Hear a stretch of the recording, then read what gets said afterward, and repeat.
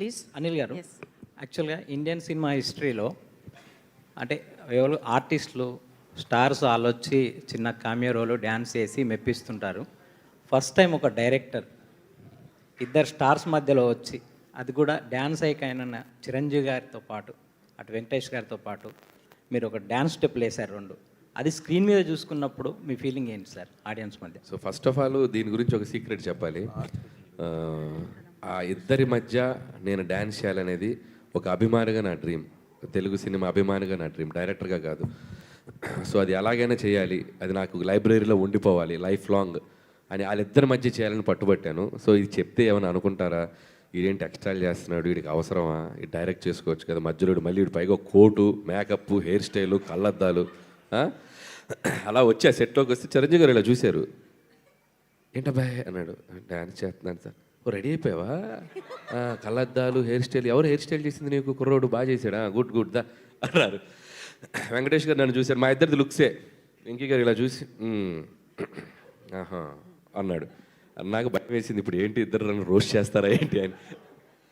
మీరు నమ్మరు, వాళ్ళిద్దరు అంటే నాకు నేను ఎంత ఇష్టపడుతున్నా వాళ్ళకి తెలుసు. ఆ మొత్తం కొరియోగ్రఫీ చేసిన చిరంజీవి గారే.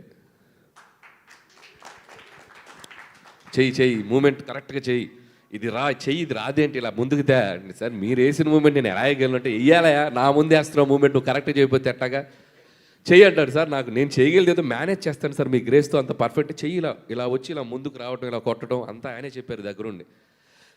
చెప్పి షార్ట్ కూడా మేము కూర్చుంటే బాగోదు, నేను చెప్పిన షార్ట్ అంటే ఇద్దరి మధ్యలో పెడదామంటే వద్దు, మేము ఇద్దరం నుంచుంటాం నీ ముందు, నువ్వు చెయ్యి, వచ్చి మా దగ్గరికి అలా హక్ చేసుకో.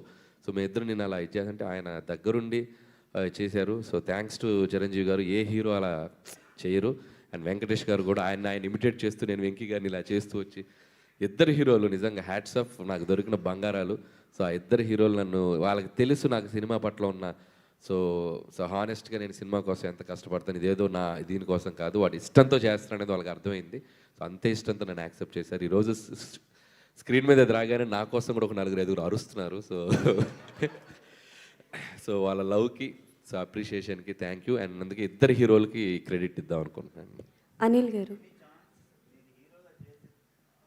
అది ఆల్రెడీ టాక్స్లో లేదు లేదు లేదు లేదు మీరు ప్రొడక్షన్ చేస్తారా ఏంటి?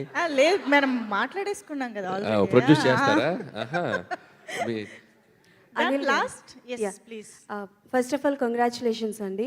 అంటే మీరు ఫస్ట్ సినిమా నుంచి ఇప్పటి వరకు చూసుకుంటే ఆ హీరోకి ఏ క్యారెక్టరేషన్ అయితే బాగుంటుంది